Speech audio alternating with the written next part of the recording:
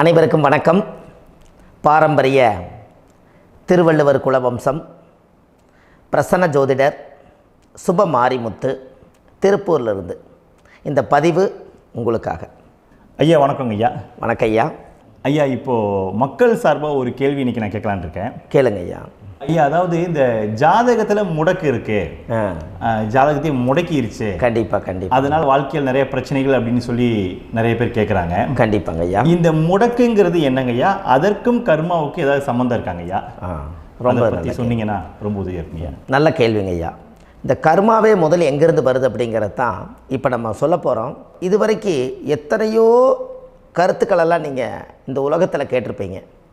ஆனால் இந்த பதிவில் நீங்கள் பொறுமையோடு இந்த கருத்தை ஒரு இனிமையோடு நிதானமாக கேட்டிங்கன்னா உங்களுடைய ஊழ்வினை கர்மா எங்கிருந்து உருவாச்சு, இதனுடைய இந்த கர்மானால் நாம் என்ன கஷ்டப்படுறோம், நாம் இந்த பூமியில் பிறக்கிறதுக்கு என்ன வரம் வாங்கி வந்தோம், நம்ம பாவ புண்ணியமெல்லாம் ஜாதக கட்டத்தில் போய் எப்படி எடுக்கிறது, நம்மளுடைய தோஷம்னு சொல்கிறோமே அந்த தோஷம் எப்படி கிரியேட் ஆகுது, நம்ம இந்த பூமியில் பிறக்கும்போது கொண்டு வந்த கர்மாவா, இல்லை கடவுளே நம்மளுக்கு ஒரு தண்டனையாக கொடுத்த கர்மாவா, இல்லை நம்ம இந்த பூமிக்கு வந்ததுக்கு அப்புறம் செய்த கர்மாவா, இது எல்லாத்தையுமே நம்ம பொறுமையாக கேட்கணும்னா கண்டிப்பாக இந்த பதிவை நீங்கள் பொறுமையோடு கேளுங்க.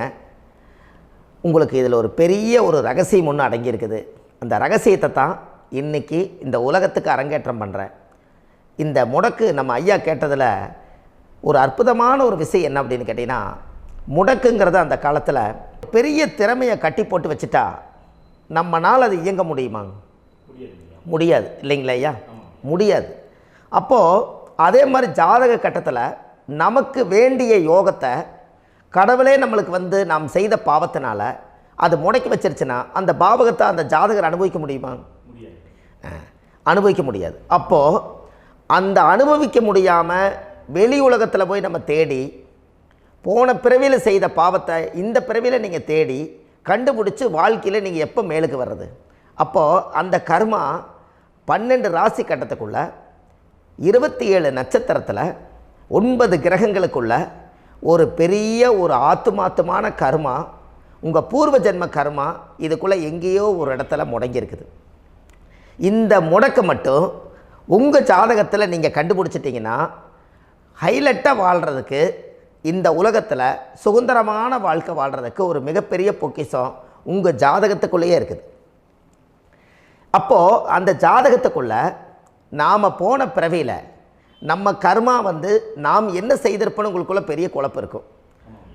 என்னங்க ஐயா, நீங்கள் என்ன கர்மா பண்ணிட்டு வந்தீங்க, நாம் போன பிறவியில் நம்ம யாரை ஒரு வதச்சோம், யாரை நம்ம மனசை புண்படுத்தினோம், நம்ம தாத்தாவுக்கு சோறு போட்டோமா, நம்ம பாட்டனுக்கு சோறு போட்டோமா, நம்ம முப்பாட்டனுக்கு சோறு போட்டோமா, நம்ம கொள்ளுப்பாட்டனுக்கு சோறு போட்டோமா, அப்போ நம்ம அப்பாவுக்கு நம்மளை பெற்றவருக்கு நம்ம சாப்பாடு கொடுத்தோமா, இவங்களுக்கெல்லாம் நம்ம சேவை பணிமடைகள் செஞ்சோமா, நம்மளுடைய உறவுகளுக்கெல்லாம் அரவணைச்சு போனோமா, நம்மளுடைய இந்த மாதிரி நாம் இரத்த சம்பந்த உறவுகளை இருந்து தான் இந்த உலகத்துக்கு நம்ம வெளியில் வந்திருப்போம். அப்போது வெளியில் நீங்கள் நிற்கிறீங்க, அப்படியே மேலே போய் பார்த்தீங்கன்னா ஒரு 7 தலைமுறையில் ஒவ்வொருத்தரும் செய்த கர்மாவெல்லாம் நம்ம பிளட்டு ரிலேட்டிவாக இப்போ நீங்கள் கரண்ட்டில் இருக்கிறவங்க கிட்ட தான் டெபாசிட் பண்ணியிருக்கோம்.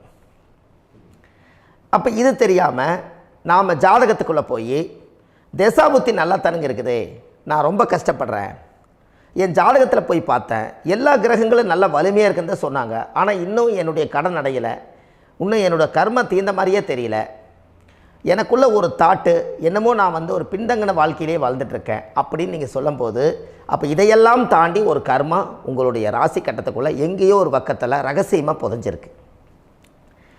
அப்போது அந்த ரகசியமாக புதைஞ்சிக்கக்கூடிய அந்த முடக்கு தான் இன்றைக்கி இந்த உலகத்துக்குள்ளே நீங்கள் தெரிஞ்சுக்கக்கூடிய விஷயம். அப்போ அந்த முடக்குங்கிறது ஒன்று உண்மை. இந்த உலகத்துக்கு நம்மளை எல்லாத்துலேயும் நல்லா யோசிச்சு பாருங்கள். 12 ராசி கட்டம் இருக்குதுங்களா ஐயா? ஆமாங்க ஐயா. ஆனால் கிரகம் எத்தனை இருக்குதுங்க? 9 தான் இருக்குங்க ஐயா. ஆமாம், 12 ராசிக்கு 12 கட்டத்துக்கு 12 கிரகம் கொடுத்துருக்கலாமல்ல கடவுள். அப்போ ஏன் 3 கட்டத்தை மட்டும் எம்டி பண்ணி மீதி 9 கிரகத்தை வச்சுக்கிறாருன்னா, அப்போ நாம் செய்த 3 தலைமுறை கர்மாவுக்கு அது எந்த கட்டம் பிளாக் ஆகுதோ அந்த கட்டத்துக்குள்ளே ஏதோ ஒரு ரகசியம் இருக்கிறனால தானே எங்கேயோ ஒரு பக்கத்தில் நீங்கள் கண்டிப்பாக கர்மாவில் மாட்டுவீங்கிறது கடவுளே படைச்சு தானே இதை உருவாக்கியிருக்காரு. 12 ராசிக்கு 12 கட்டம் கொடுத்துருந்தா எங்கே நீங்கள் சுற்றி வந்தாலும் ஏதோ ஒரு வீட்டுக்குள்ளே போய் உட்காந்துக்கலாம். ஆனால் ஒரு வீடு சுத்தமாக இருக்குது, ஒரு வீட்டில் 4 கிரகம் இருக்குது, ஒரு வீட்டில் 3 கிரகம் இருக்குது, ஒரு வீட்டில் 5 கிரகம் இருக்குது, ஒரு 3 வீடு 4 வீடு காலியாக இருக்குது. அப்போ எங்கேயோ ஒரு ராசி கட்டத்துக்குள்ளேயே கடவுளுடைய கர்மா விளையாட்டு, அது ரகசிய விளையாட்டு தான். அப்போது இந்த இடத்துல தான் உங்கள் ஜாதகத்தில் முடக்கு இருக்குது. இந்த முடக்கை நீங்கள் எப்படியெல்லாம் அதை ஆராய்ச்சி பண்ணி கண்டுபிடிக்க முடியும் அப்படிங்கிற ஒரு விஷயத்தை தான் இன்றைக்கி நம்ம இந்த உலகத்துக்குள்ளே இதை நுழைக்க போகிறேன். இப்போ அப்பா செய்த பாவம்னு ஒன்று இருக்குமில்லங்க ஐயா, நம்ம அறியாத வயசில் தெரியாதில்ல, அப்பா செய்த பாவம்னு இருக்கும். அப்பாவுடைய சொத்து பிள்ளைக்குத்தானா, அப்பாவுடைய பாவம் பிள்ளைக்குத்தானே, என்னங்க ஐயா? சரி, அப்போ தாத்தா இருக்கிறாரு, தாத்தாவுடைய கர்மா உயிர் எங்கே எழுதி வைக்கிறாருங்க? அப்போது மகனை விட்டுறாரு. அப்போ தாத்தா மாதிரியே முகம் இருக்குது, தாத்தா மாதிரியே அவருடைய நடை உடை பாவனை இருக்குது, அவர் தாத்தாவுடைய ஜீனு தான் அப்படின்னு இவர் சொல்லும்போது, அப்போ தாத்தாவுடைய சொத்து பேரனுக்கு சொந்தம்னா தாத்தாவுடைய பாவம் எங்கே போகுங்க? Very good. அப்போ அப்போது இந்த கர்மா எப்படி டிரான்ஸ்ஃபர் ஆகுதுன்னு உங்களுக்கு தெரியுதா? அப்போ நீங்கள் போன பிறவியில் அந்த தாத்தாவுடைய பேரனை நீங்கள் பிறக்கிறதுக்கு கர்மம் உங்களை செயல்பட வச்சுருக்குது. அதனால் நீங்கள் தாத்தாங்கிறீங்க. அதனால் அந்த கௌரவமாக எங்கள் தாத்தா சம்பாரித்த சொத்து நான் தான் அனுபவிக்கணுங்கிற விதியை நீங்கள் உருவாக்கிறீங்க. அப்போது இந்த ஜாதகத்தில் அந்த ஊழ்வினை தோஷந்தான் ஏதோ ஒரு வழியில் உங்களை கர்மாவை செயல்படுத்துது. அதனால தான் இந்த ஜாதகத்தில் எந்த ஒரு முடக்கை எடுக்கிறதா இருந்தாலும் சூரியன் என்ற நட்சத்திரம் எதுவோ அந்த நட்சத்திரத்துக்கு எந்த வீடு முடக்காகுதோ அங்கே தான் உங்களுடைய கர்மா ஒளிஞ்சிருக்கும். இதுதான் உங்களுடைய பெரிய ஒரு பொக்கிஷமான ரகசியம். சரிங்க ஐயா, இப்போ இதில் நவகிரகங்கள் 9 இருக்கும்போது ஏன் சூரியனை மட்டும் நம்ம இதில் எடுத்துக்கணும்னு நீங்கள் சொல்கிறீங்க? நல்ல கேள்விங்க ஐயா. நீங்கள் கேட்டீங்க பார்த்தீங்களா, 9 நவகிரகம் இருக்கும்போது சூரியனை மட்டும், அந்த சூரியன் என்ற நட்சத்திரம் பிறக்கும்போது அந்த வீடு மட்டும் முடக்காகுன்னு நீங்கள் கேட்டீங்க இல்லையா?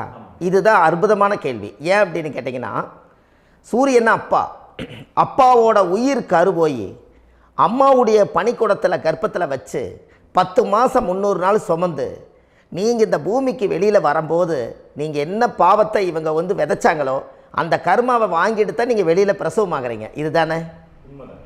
அப்போ சூரியன் என்ற நட்சத்திரம், அந்த சூரியனுங்கிறது உயிர் கருவல்லவா, அப்பாவுடைய உயிரணுக்கள் அம்மாவுடைய கருவிக்குள்ளே போய் நாம் குழந்தை வடிவத்தில் இருந்து 300 நாள் பாவ உன்னித்த பதிவில் ஏட்டு எழுதி ஒரு ஜாதகத்தை கையில் கொடுத்து பிறந்த உடனே உங்களுக்கு ஒரு ஏட்டை பெரட்டி நீ இப்படித்தான் விதி, இனிமேல் இப்படித்தான் நீ வாழணும்னு சொல்லி உங்கள் கர்மாவை நீங்கள் கர்மாவோடு தானே வெளியில் பிறக்கிறீங்க.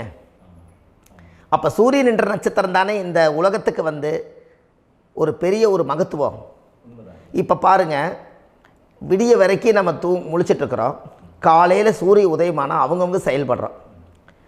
மீதி எல்லா கிரகங்களுக்குமே வெளிச்சத்தை கொடுக்கக்கூடிய சக்தி சூரியனுடைய பிம்ப ஒளிக்குத்தானே உண்டு, என்னங்க ஐயா? அதனால தான் மேசத்து உச்ச வீடுன்னு சொல்லி மேசத்தை உச்சம்னு சொல்லி சூரிய உச்சத்தை அங்கே தான் வச்சாங்க. அப்போது அந்த காலச்சக்கரத்துக்கு 5ஆம் இடம் பூர்வ புண்ணியஸ்தானத்தில் போய் சிம்மத்தில் கொண்டு போய் சூரியனை ஆட்சி வீடுன்னு வச்சாங்க. அப்போது சூரியனில் இருந்து தான் அந்த மையப்புள்ளி உருவாகுது. அப்போ உங்களுடைய ஜாதகத்தில் அந்த சூரியனாகப்பட்டவர் பிறக்கும்போது நீங்கள் உங்கள் ஜாதகத்தை நீங்கள் எடுத்துக்கங்க ஐயா. நீங்கள் இன்றைக்கே போய் கதவை திறந்து உங்கள் பெட்டியை திறந்து பீர்வாவுக்குள்ளே உங்களுடைய ஜாதகம் இருக்குது, அந்த ஜாதகத்தை எடுத்து ஜோதிடர்கிட்டையே நீங்கள் சந்தேகம் கேட்குறக்கு முன்பு நீங்களே உங்களுடைய கர்ம பற்றி தெரிஞ்சுக்கிறதுக்கு இந்த பதிவில் உங்களுக்கு ஒரு ரகசியத்தை சொல்லித்தரேன். உங்கள் ஜாதகத்தில் இப்போ இது வரைக்கும் ராசி கட்டத்தை நீங்கள் பார்த்துருப்பீங்க, ஆனால் பாதசாரம்னு ஒன்று இருக்கும் இல்லைங்களா? ராசிக்கு பாதசாரம்னு ஒன்று இருக்கும். சூரியன் என்ன நட்சத்திரத்தில் இருக்குது, சந்திரன் என்ன நட்சத்திரத்தில் இருக்குது, செவ்வாய் என்ன நட்சத்திரத்தில் இருக்குது, புதன் என்ன நட்சத்திர காலில் நிற்குது, இதெல்லாமே அந்த சாரம் இல்லாத ஜோதிடம் சோரம் போய்விடும். அதனால் அந்த சாரத்தில் நிற்கிது பார்த்தீங்களா கிரகம், அதில் இப்போ நீங்கள் உங்களுடைய ராசி கட்டத்தை ஓப்பன் பண்ணுங்கள். இதில் ராசி கட்டத்தில் சூரியன் என்ற நட்சத்திரம்னு ஒன்று இருக்கும் இல்லைங்களா? அது எதுவாக வேணாலும் இருந்துட்டு போட்டோம். அந்த நட்சத்திரம் தான் நீங்கள் பிறக்கும்போது தாயுடைய கருவறைக்குள்ள கரு உருவான நட்சத்திரமே அதுதான். புரிஞ்சுங்களா ஐயா? பிறக்கும்போது நீங்கள் அந்த கருவுடைய நட்சத்திரம் அப்பா வந்து கருவை உருவாக்கி கர்மாவை விதைச்சது அந்த சூரியன் என்ற நட்சத்திரம் தான். அந்த வீட்டுக்கு தான் இந்த ராசி கட்டத்தில் உங்களுக்கு முடக்கு உருவாகுது. புரிஞ்சுங்களா ஐயா? அப்போது ஒரு ஜாதகத்தில் சூரியன் என்ற நட்சத்திரம் எதுவோ அதுதான் உங்களுடைய கர்மா நட்சத்திரம். இப்போ நம்ம பிறக்காதுக்கு முன்னாடி அப்பா கட்டத்தில் அந்த கர்மா டெபாசிட் ஆகிருக்கும். அதை ட்ரான்ஸ்ஃபர் எப்படி பண்ணுறாரு? அவருக்கு ஒரு கல்யாணம் வச்சு அவர் குடும்ப வாழ்க்கையில் வாழ்ந்து நம்மளோட உயிர் கருவை கொண்டு போய் ஊராம் பொண்ணை கல்யாணம் பண்ணி பொண்டாட்டின்னு எடுத்துக்கொண்டு அந்த பொண்டாட்டிங்கிற உரிமையாகி இவருடைய உயிர் கரு உருவாகி வாரிசுகள் வெளியில் வருது. அதானங்க ஐயா? அப்போது அந்த சூரியன் என்ற நட்சத்திரம் தான் இந்த உலகத்தில் ஒரு பிரம்மாண்டமான நட்சத்திரம்.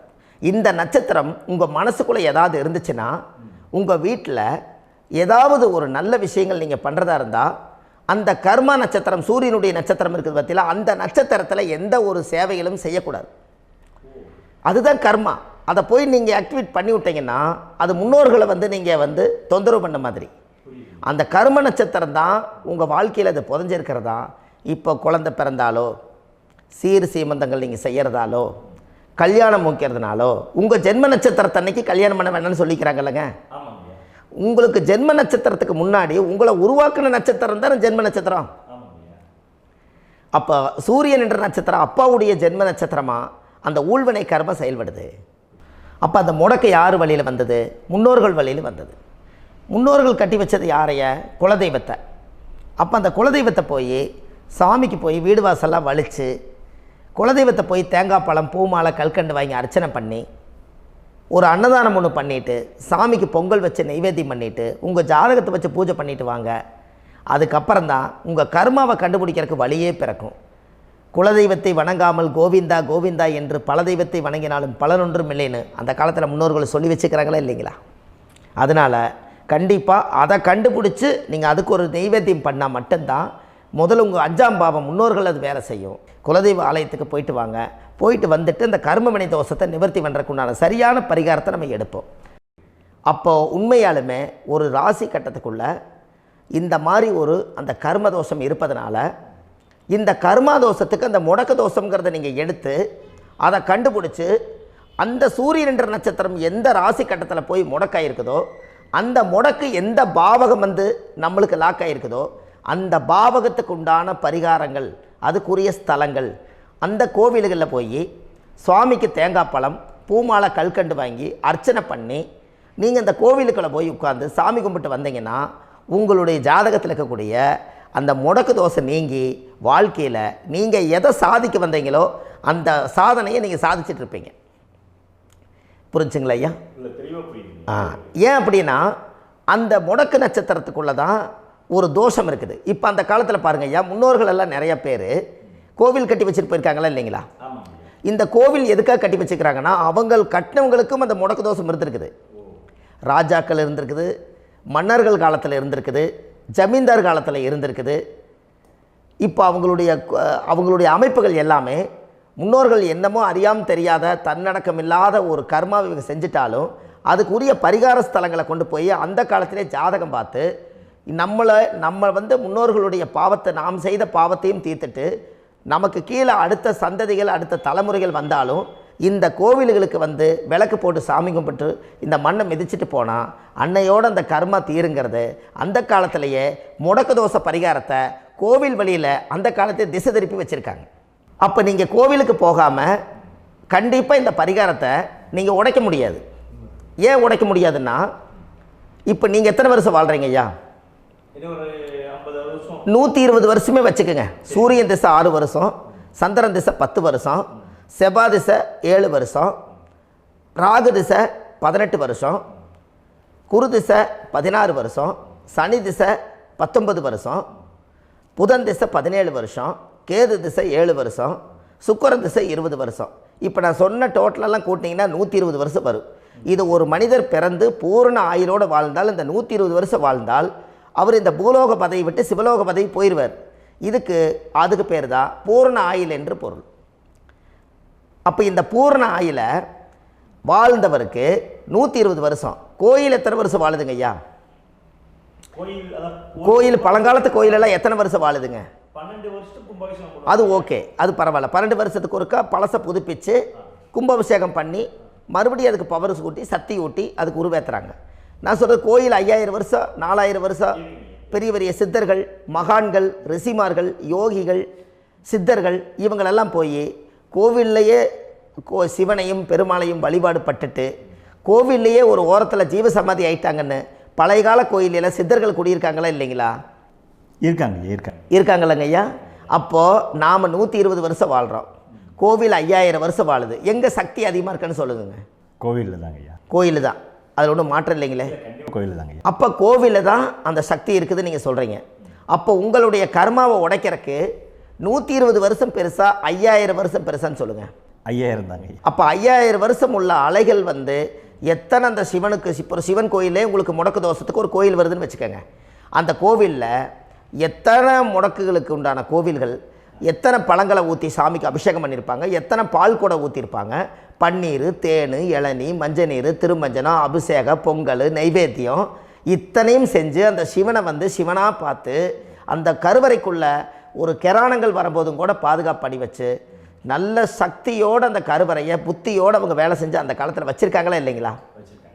அப்போது நம்ம வீட்டை அவ்வளோ சுத்தமாக வச்சுருக்க முடியுமா? என்னதான் வாஸ்து இருந்தாலும் முடியாது இல்லைங்களா? அப்போது அவ்வளவு ஒரு பவர்ஃபுல்லான கோவில் அந்த முடக்கு தோஷத்துக்குள்ளே ரகசியமாக அந்த கோயில் அடங்கியிருக்குது. உங்கள் ஜாதகத்துக்குள்ளே உண்மையாலுமே ஊழ்வினை கோயில், கர்மவினை கோயில் அதுக்குள்ளே இருக்குது. அந்த ஜாதகத்தை கணிச்சு பார்த்தா கரெக்டாக உங்களுடைய ஜாதகத்தில் அப்பாவுடைய கருவறையிலேருந்து உயிர் உருவாகிற நேரத்தில் இருந்து இப்போ வரைக்கும் நீங்கள் கரண்ட்டில் வாழ வரைக்கும் அந்த கர்ம கூட வர்றதை ஒரே ஒரு இடத்துல போனால் மட்டும்தான் விட்டுட்டு வர முடியும். அது எந்த வீடு அப்படின்னு கேட்டால் உங்களுக்கு வந்து அப்பாவுடைய கர்மா வழியில் போய் அந்த கோவில் பழையகால கோயில், பழையகால தெய்வங்கள், அந்த கோவில் தான் உங்கள் ஜாதகத்துக்குள்ள ரகசியமாக இருக்கும். அது ஏன் இந்த பதிவில் உங்களால் சொல்ல முடியாது அப்படின்னா, இந்த பதிவில் ஏன் உங்க சொல்ல முடியாதுன்னா உங்கள் ஜாதகம் தெரியாமல் என்ன கோயிலை நீங்கள் சொல்லுவீங்க? இப்போ பொதுவாக ஒரு நட்சத்திரத்துக்கு ஏதோ ஒரு கோவிலை அவங்க சொல்லி நீங்கள் போயிட்டு வர்றீங்கன்னு வச்சுக்கோங்க. ஆனால் அது வேலை செய்யலைன்னா நம்மளுக்கு என்னங்க இவ்வளோ கஷ்டப்பட்டு போய் அதை பலனடையிலேன்னு கேள்வி கேட்டக்கூடாது.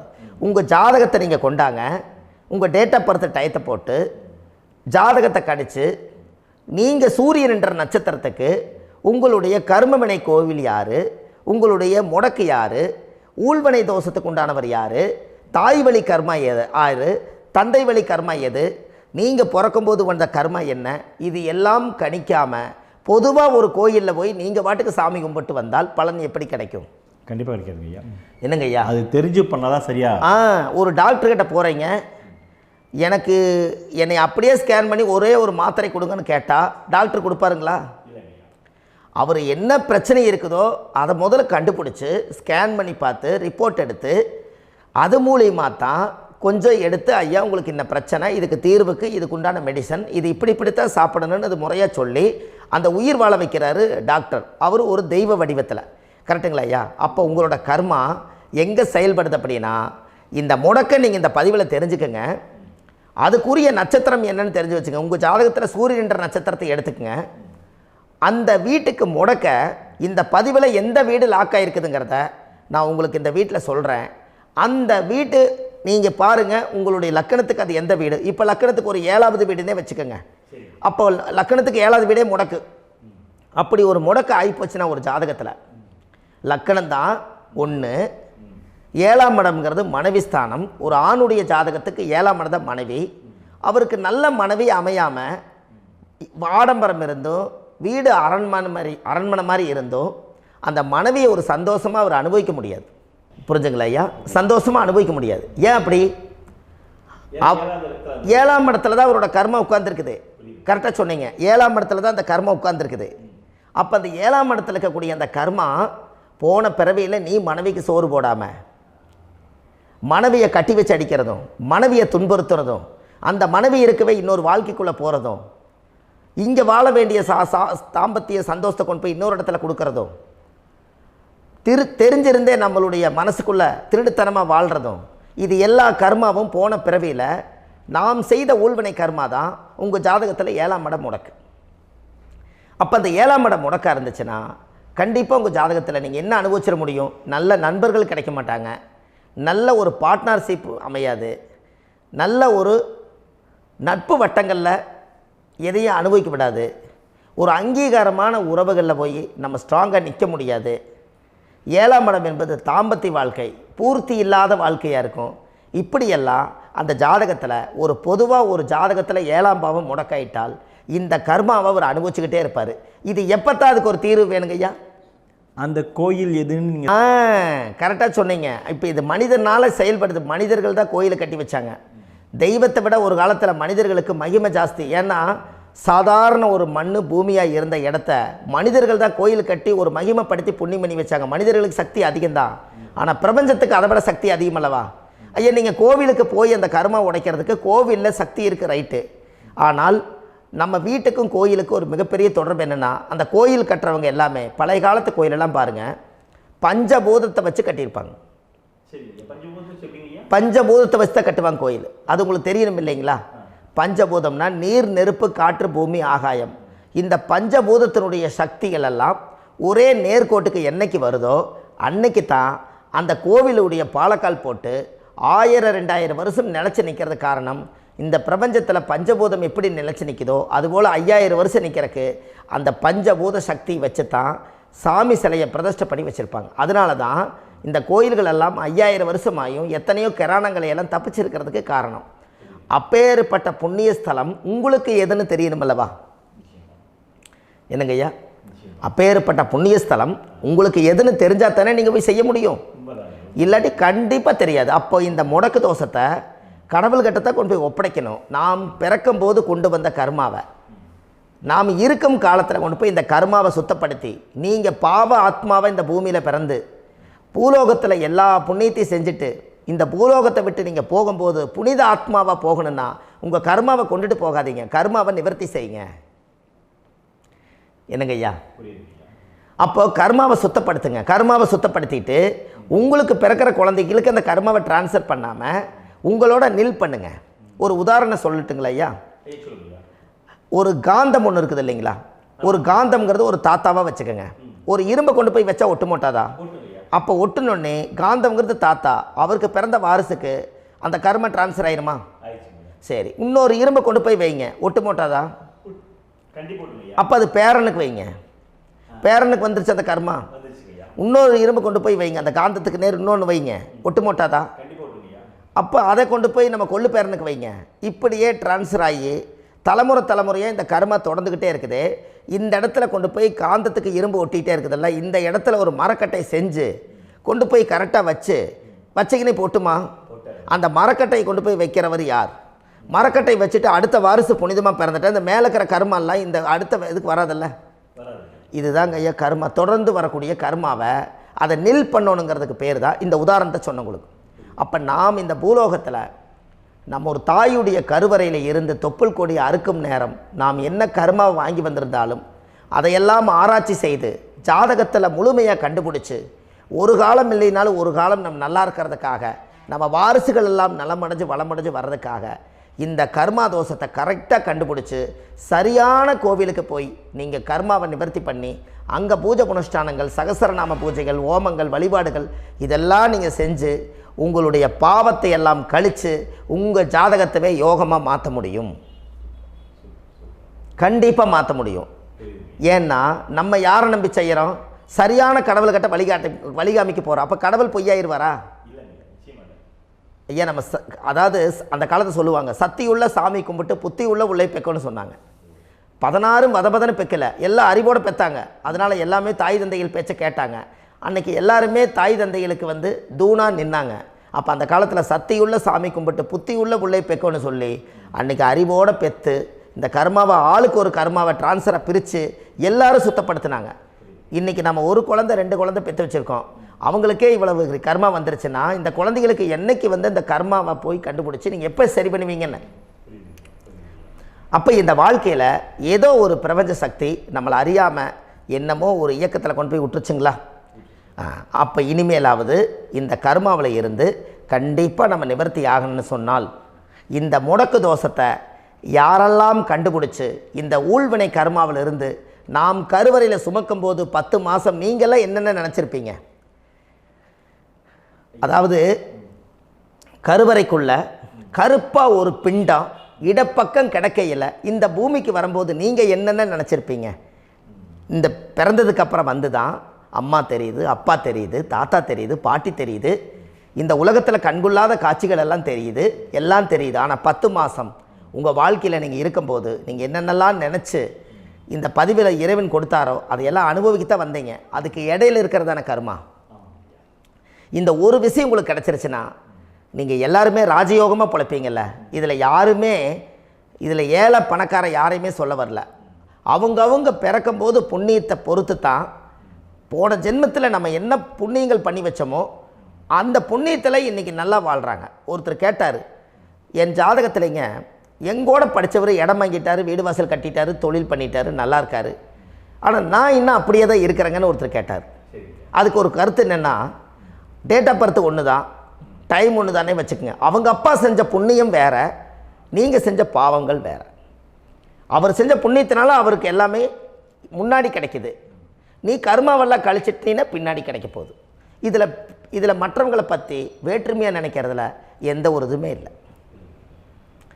அப்போ ஒருத்தர் பார்த்து ஒருத்தர் வாழ வேண்டாம். உங்களுடைய சுய அறிவை வச்சு இந்த பூலோகத்தில் இந்த பூமியில் நீங்கள் 4 தெரிஞ்சு நல்ல விதமாக கற்றுக்கிட்டு இந்த உலகத்தில் சிறப்பாக வாழ கற்றுக்குங்க. அதுக்கு அந்த ஊழ்வினை தோஷத்தை கண்டுபிடிங்க. உங்களுக்குன்னு ஒரு முடக்கு இருக்குதுங்கிறத இன்றைக்கி நீங்கள் எழுதி வைங்க. அதை எப்படியாவது கண்டுபிடிங்க, அதை தேடுங்க. ஒரு முறை நீங்கள் ஜாதகத்தை கொண்டு வாங்க. அந்த ஜாதகத்தை கொண்டு வந்து உங்கள் பாவகத்தில் எத்தனாம் பாவம் முடக்காயிருக்குதுன்னு பாருங்கள். அந்த பாவகம் முடக்காயிருச்சுன்னா உங்கள் வாழ்க்கையில் அதிலிருந்து உங்களால் வெளியில் வரவே முடியாது, கண்டிப்பாக வர முடியாது. அதை நீங்கள் கண்டுபிடிச்சா மட்டும்தான் நீங்கள் மேலே வர முடியும். ஏன்னா நிறைய பரிகாரங்கள், பூஜைகள், யாகங்கள், ஓமங்கள் எல்லாம் செய்து வச்சும் கூட அந்த கர்மவினைக்கு உண்டான கோவிலுக்கு போய் அந்த 5000 வருஷ பழமை வாய்ந்த தெய்வத்துக்கிட்ட போய் நீங்கள் முறையிட்டு விளக்கு போட்டு உங்கள் கர்மத்தை எல்லாம் நான் நீ தான் தீர்த்து கொடுக்கணும்னு சொல்லி நம்பிக்கையோடு நீங்கள் போய் அந்த சரணாகதி அடையிறீங்க பாருங்கள், அங்கே தான் உங்கள் கர்மாவை எடுத்து விடுறாரு. அப்போ இந்த ரகசியம் உங்களுக்கு வேணுமல்லவா? அப்போ உங்கள் ஜாதகத்தில் எங்கே முடங்கி அதுக்குரிய கோவில்கள் எல்லாம் என்ன, அதுக்கு தான பரிகாரம் என்ன, அதுக்கு நீர் பரிகாரம் என்ன, யாத்திரை பரிகாரங்கள் என்ன, நீங்கள் வீட்டில் இருந்தே செயல்படுத்தக்கூடிய பரிகாரங்கள் என்ன, பரிகாரம் கோவிலுக்கு போய்த்தான் நடக்குமா, இல்லை நாம் வீட்டில் வச்சு வணங்குறதுனால நடக்குமா, நாம் செய்யக்கூடிய தர்ம பரிகாரங்கள் என்ன, தான பரிகாரங்கள் என்ன, இப்படி பல விதமாக இருக்கிறனால உங்கள் ஜாதகத்துக்கு எந்த மாதிரி பரிகாரம் கனெக்ட் ஆகுதுங்கிறது தெரியணும். இது தெரியாமல் கண்டிப்பாக உங்களால் செயல்படுத்துறது ரொம்ப கஷ்டம்.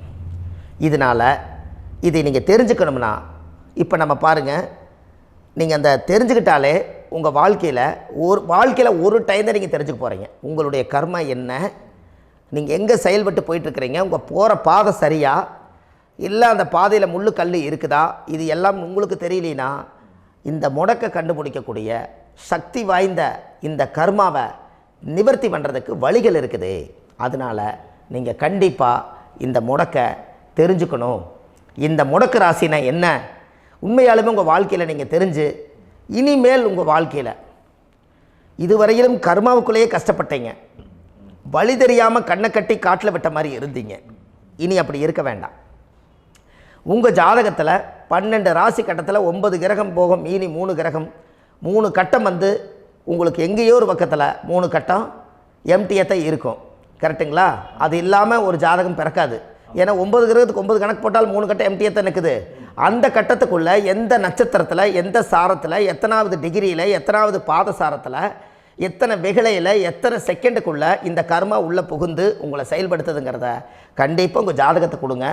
பார்த்து இந்த விஷயத்தை சொல்கிறேன், நீங்கள் அந்த இடத்துக்கு போய் நிவர்த்தி பண்ணிவிட்டு உங்கள் வாழ்க்கையில் கொஞ்சம் காலம் வாழ போகிறீங்க. பாருங்கள், பிறந்ததுலேருந்து 20 வருஷத்துக்குள்ளே இளமையாக வாழ்கிறீங்க, குழந்தையாக வாழ்கிறீங்க. 20லேருந்து 40 வயசுக்குள்ளே தான் உங்களுக்கு ஒரு பொண்ணை பார்த்து கல்யாணம் பண்ணி ஒரு கரு உருவாக்குறீங்க. அதுக்கப்புறம் 40லேருந்து 60க்குள்ளே குழந்தை பெற்று கடமை முடிச்சிடுறீங்க. 60 வயசுக்கு மேலே ரிட்டையர்ட் ஆகிடுறீங்க. இந்த 20க்கும் 60க்கும் இல்லாத 20லேருந்து இந்த 40 வயசுக்குள்ளே உங்களோட தேடல் என்னவோ அது வாழ வேண்டிய சுகபோகமான வாழ்க்கை எல்லாமே அந்த 40க்குள்ளே தான் இருக்குது. இந்த 40க்குள்ளே இருக்கக்கூடிய வாழ்க்கையை இந்த கர்மா தெரியாமல் காலத்தை வீணாக்க வேண்டாம். வாழ வேண்டிய வயசில் நீங்கள் வாழணும். அதுக்குரிய கர்மாவை நீங்கள் சுத்தப்படுத்துங்க. எப்படியெல்லாம் நீங்கள் சந்தோஷமாக வாழ்கிறீங்கன்னு எனக்கு ஒரு தகவல் கொடுங்க. வேறு லெவலில் நீங்கள் இருப்பீங்க. கண்டிப்பாக இந்த பதிவில் உங்களுக்கு நான் இந்த விஷயத்தை கொடுக்க போகிறேன். இந்த முடக்கு நட்சத்திரங்கள் என்ன அப்படிங்கிறத இந்த பதிவில் நீங்கள் ஒரு நோட் ஒன்று எடுத்துக்கோங்க, குறித்து வச்சுக்கோங்க. இதில் இருந்து அவங்கவுங்களுக்கு முடக்கு நட்சத்திரம் என்னங்கிறத இந்த பதிவில் நான் உங்களுக்கு கொடுக்குறேன். இந்த வீடு தான் அது முடக்குங்கிறத சொல்கிறேன். இதையெல்லாம் நீங்கள் தெரிஞ்சு உங்கள் ஜாதகத்தவே நீங்கள் முடக்கு எடுத்து கண்டிப்பாக உங்கள் வாழ்க்கையில் நீங்கள் நல்லா இருப்பீங்க. அதுக்கு ஒரு நோட் எடுத்து வச்சுக்கோங்க. இது வரைக்கும் கர்மாவை பற்றி நம்ம பேசினோம். உங்கள் ஜாதகத்தில் சூரியன் என்ற நட்சத்திரத்துக்கு தான் முடக்குன்னு சொன்னீங்களே, எந்த வீடுங்கிற ரகசியத்தை இன்றைக்கி நம்ம எல்லோரும் தெரிஞ்சுக்கலாமா? இத்தனை காலமாக நீங்கள் தெரிஞ்சுக்காத ஒரு ரகசியத்தை இன்றைக்கி உங்கள் ஜாதக கட்டத்தில் நீங்களே முடக்க கண்டுபிடிச்சி அதுக்குண்டான பலனை தேட போகிறீங்க. அந்த தேடல் தான் உங்களை கொண்டு போய் உட்கார வைக்க போகுது. ஒரு உதாரணம், உங்கள் ஜாதகத்தில் பாதசாரம் இருக்குது அல்லவா? அந்த பாதசாரத்தில் சூரியன் என்ற நட்சத்திரம், சூரியன் நின்ற நட்சத்திரம் பாதசாரத்தில் கரெக்டாக எடுங்க. சூரியன் எந்த நட்சத்திரத்தில் நிற்கிதோ அது பூர நட்சத்திரமாக இருந்தால் அது மேச வீடு தான் முடக்கு. இந்த மேசம்ங்கிறது செவ்வாயோட வீடு, சகோதர வர்க்கத்தினுடைய வீடு. அப்போ 1-8 குடைவர், அது மாங்கல்யம் சம்மந்தப்பட்ட இடம். அப்போ உங்களுடைய வாழ்க்கையில் இரத்த சம்பந்த உறவுகள் இது எல்லாமே அந்த வீட்டில் முடங்கிடுது. அப்போ பூமி பிரச்சனை தானாக வரும், அண்ணன் தம்பி பிரச்சனை தானாக வந்துடும். பாசம் இருக்குது சகோதர சகோதரி மேலே, ஆனால் பாசத்துலேருந்து நம்ம வெளியே வர முடியாது, ரொம்ப சிரமப்படுவோம். அப்போ இதெல்லாமே உங்கள் ராசியில் அந்த பூர நட்சத்திரத்துக்கு மேச வீடு தான் முடக்கு. இந்த முடக்கை நீங்கள் ரிலீஸ் பண்ணிட்டீங்கன்னா அன்னையிலிருந்து உங்களுடைய வாழ்க்கை ரொம்ப நல்லாயிருக்கும்.